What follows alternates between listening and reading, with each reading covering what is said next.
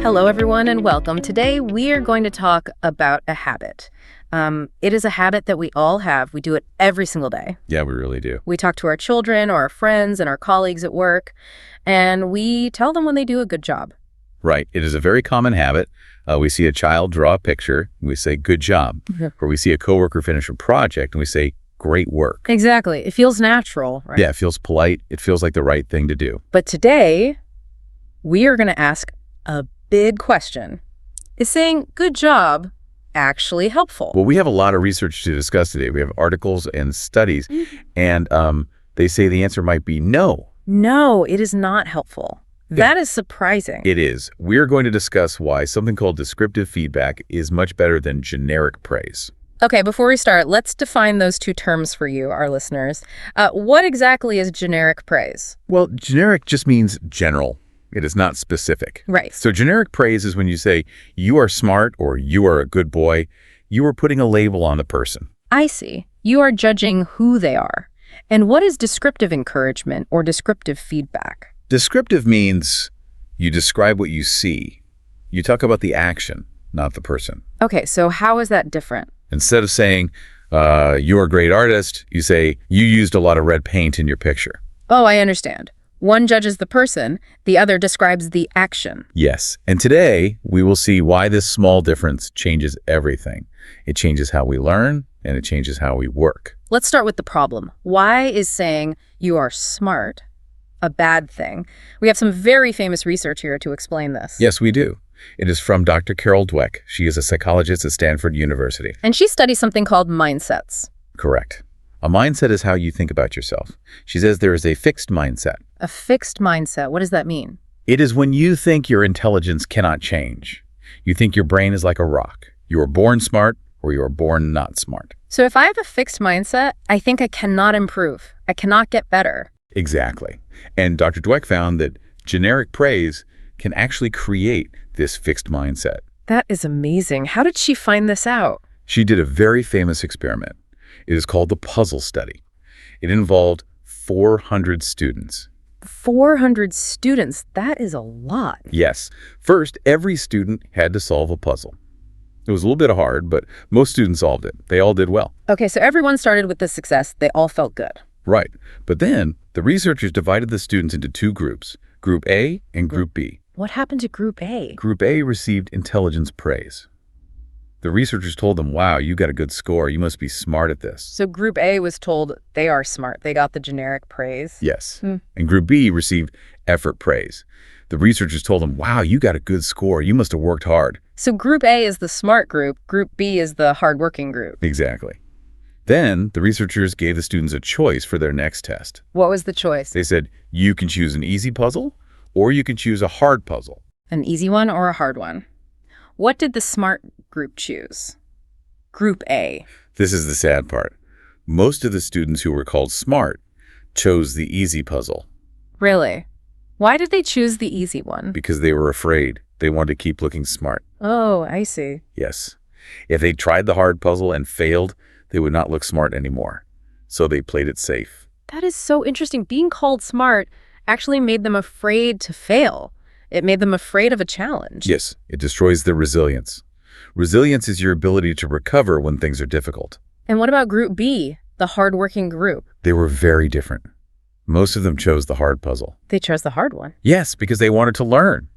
They were not afraid of making mistakes because their label was about effort, not intelligence. So praising effort makes people brave? Praising intelligence makes people afraid? It gets even worse, actually. Worse? How? Later in the study, the researchers asked the students to write down their test scores.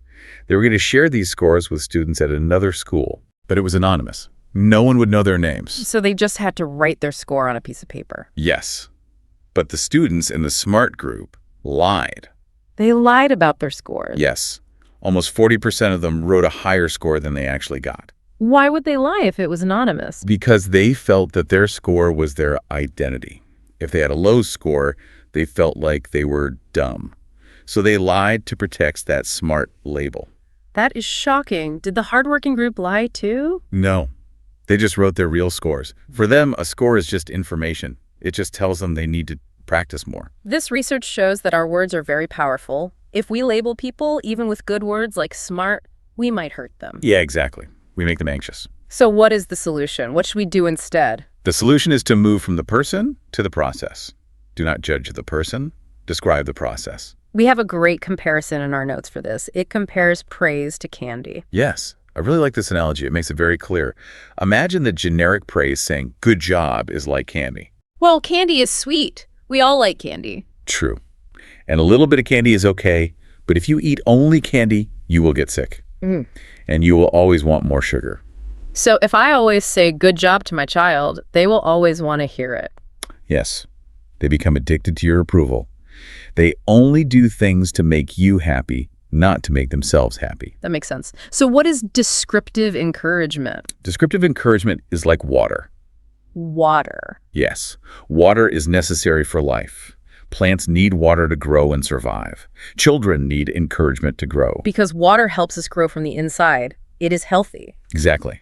Descriptive encouragement builds something called intrinsic motivation. Intrinsic motivation. For our listeners, intrinsic means it comes from inside the person. Correct. We want children and adults to feel proud of themselves. We do not want them to wait for us to say good job. So how do we actually do this? We have some notes here about the Montessori approach to teaching. Yes. In Montessori schools, teachers use a technique. Let's call it the mirror technique. The mirror technique. Like looking in a mirror in your bathroom. Yes. The adult acts like a mirror. They just reflect what the child did back to them. Can you give us a practical example? Sure. Imagine a child paints a picture. The old way, the generic way, is to look at it and say, that is a beautiful picture. You are a great artist. That is the candy. That is a judgment. Right. The new way, the mirror way, is to look at the picture and just state the facts. You say, I see you used a lot of blue paint, and you put the red paint on top of the yellow paint. That sounds almost too simple. You are just stating facts. It is simple, but it is very powerful. It shows the child that you are really looking at their work. You are paying attention. And how does the child react to that?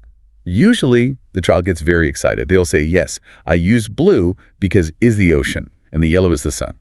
Oh, I see. It starts a conversation. Exactly. The child starts talking about their process. They feel proud of their choices. They are not just waiting for you to judge them. This sounds wonderful for kids.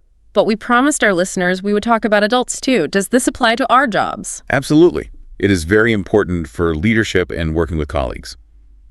We have a book in our sources today. It is called Radical Candor by Kim Scott. Yes, radical candor. Candor means honesty. Right, being very honest. Kim Scott says that to give good feedback at work, you need two things. First, you must care personally. You must be kind and care about the person. Okay, that is step one, be kind. And what is step two? Step two is you must challenge directly. You must be honest about the problem. So you need to be kind and honest at the same time. That can be hard. It is hard. Many leaders make a mistake here. They want to be nice. They care personally. So they say, good job, even when the work is actually bad. They're afraid to hurt someone's feelings. Yes. But Kim Scott calls this ruinous empathy. It ruins the employee. It hurts them because they do not learn from their mistakes. They do not grow. So how do we give good, honest feedback at work without being mean? There is a framework here. It is called the CORE method, C-O-R-E. Yes, the CORE method is a great tool for adults. C stands for context. Where did the event happen? O stands for observation. What exactly did you see? R stands for result. What was the consequence? And E stands for next steps.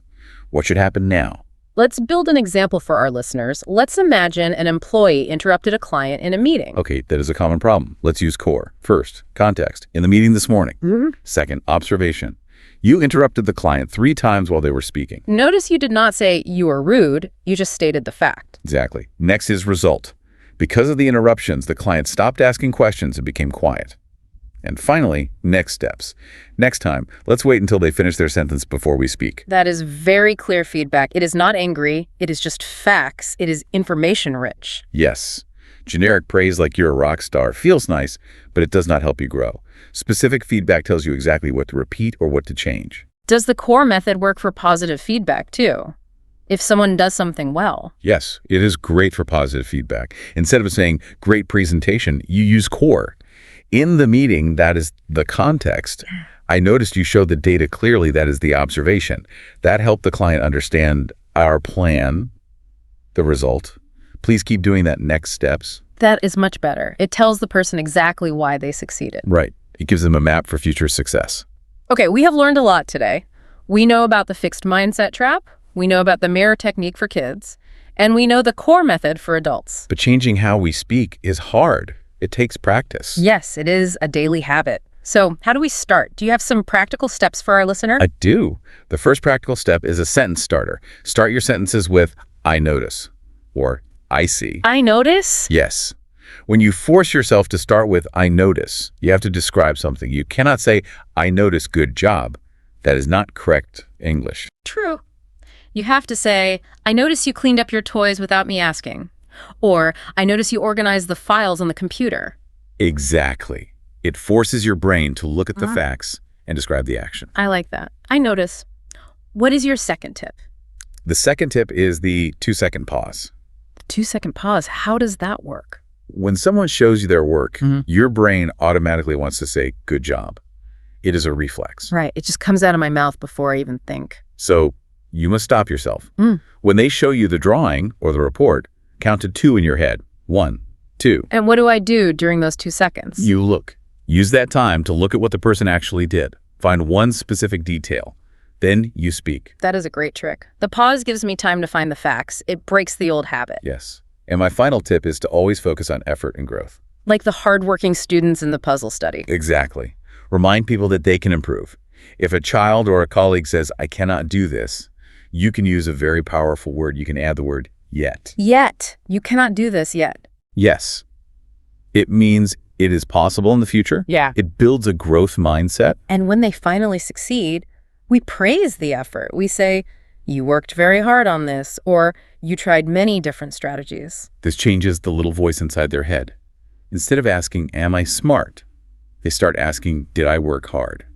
And that is the true secret to resilience. This has been a really wonderful discussion. Let's quickly summarize the main points for everyone listening. Sure. Point 1. Praise effort, not talent or intelligence. Do not call people smart because it can make them afraid to fail. Point 2. Be specific. Shift from generic praise to descriptive encouragement. Be like a mirror. And point 3. Use the I notice statements and the core method to give people helpful, clear information. Well, as we finish today, I have a final thought for you, our listener. A little challenge for your day. Oh, a challenge. What is it? The next time someone shows you their work, maybe it is your child drawing a picture, or maybe it is a coworker showing you an email, try to catch yourself. Do not say good job. Right. Do not say it. Wait for 2 seconds. Look closely at what they did. What specific detail will you notice? What will you say instead to help them grow? It might feel strange the first time you do it, but watch their face. They will appreciate it so much more. Thank you all for listening today. We hope this simple change helps you communicate better and helps the people around you grow. Thank you. And good luck practicing your new feedback skills. Goodbye, everyone. Take care.